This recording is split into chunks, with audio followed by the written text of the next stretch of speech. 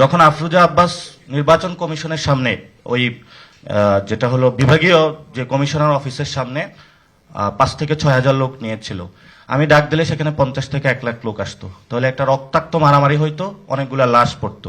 তো ইনশাল্লাহ এটা কিন্তু বাংলাদেশে বিচার হবে। এই নির্বাচন কমিশনের যারা এই নির্বাচনে নেতৃত্ব দিয়েছেন তাদের বিচার ইনশাল্লাহ ভবিষ্যতে আমরা বাংলার মাটিতে করব। এটা টোটালি এই ইলেকশনটা একটা ইঞ্জিনিয়ার্ড ইলেকশন ছিল এবং এটাতে আপনারা অনেকে রাগ করবেন। নির্বাচন কমিশন প্রধান এখানে আছেন, হয়তোবা এই বক্তব্যের পরে এই অফিসে আমার ঢুকতে দিবে কিনা এটা জানি না, তবে ইনশাল্লাহ আরেকটা গণ অভ্যুত্থান হলে নির্বাচন কমিশন প্রথমেই আমি এটাতে হাত দিব, যাতে নির্বাচন কমিশনটা আপাদমস্তক এটার হলো গোড়া থেকে আগা পর্যন্ত পরিবর্তন করবে এবং আমার ফার্স্ট টার্গেট হবে এটা।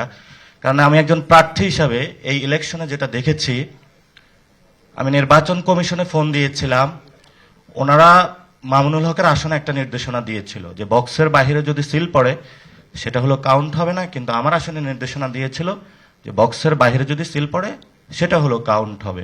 এবং সেখানে নির্বাচনের দিন ডিজিএফআই, এনএসআই এবং অন্যান্য গোয়েন্দা সংস্থা থেকে শুরু করে কিভাবে ডিসি অফিসে নগ্নভাবে একটা ইলেকশনের ইঞ্জিনিয়ারিং করতে পারে সেটা সাক্ষী এই বাংলাদেশ দেখেছে।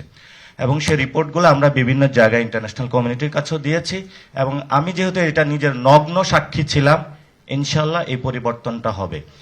এবং বাংলাদেশে বলা হয়ে থাকে যে আমাদের যে নির্বাচন কমিশনের জায়গাটা অনেক যদি মেরুদণ্ড সোজা থাকে তাহলে বাংলাদেশটা অনেক দূরে এগিয়ে যায়। জেবিএস হোল্ডিংস লিমিটেড সেই জায়গাটা আমরা বিশেষত এই যে ঋণ খেলাপির বিষয়টা, ইসের সম্মানিত কমিশনার সানাউল্লাহ ভাই আছেন, উনি বলেছিলেন অনেক দুঃখ কষ্ট হৃদয় নিয়ে তাদেরকে অ্যাপ্রুভাল দিয়েছি।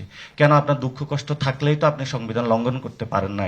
এটা আপনার একটা কমিটমেন্টের জায়গা, আপনি তাদেরকে ছাড় দিবেন না। এবং এখানে যেইভাবে হলো নগ্নভাবে মারামারি হয়েছে ঋণ খেলাপের নিয়ে, ইলেকশন কমিশনের সামনে যেভাবে ঘেরাও দিয়ে তাদেরকে নিয়ে নেওয়া হয়েছে, এটা বাংলাদেশের সভ্য ইতিহাসে এটা এই গণঅভ্যুত্থানের পরে এটা আপনারা করতে পারেন নাই এবং কিন্তু করেছেন আপনারা।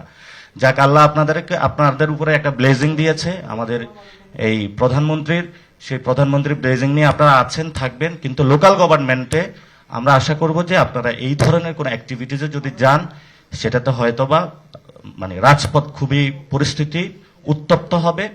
সেই সময়ে যখন আফরোজা আব্বাস নির্বাচন কমিশনের সামনে ওই যেটা হলো বিভাগীয় যে কমিশনার অফিসের সামনে 5 থেকে 6 হাজার লোক নিয়েছিল, আমি ডাক দিলে সেখানে 50 থেকে 1 লাখ লোক আসতো, তাহলে একটা রক্তাক্ত মারামারি হইতো, অনেকগুলা লাশ পড়তো। আমি শুধু একটা কারণে সরে আসছি যে যদি ওই হসপিটালে যায় যেই বাবার ছেলেটা মারা যেত আমি তাকে কোনো জবাব দিতে পারতাম না, এই জন্য হলো আমি সরে আসছি।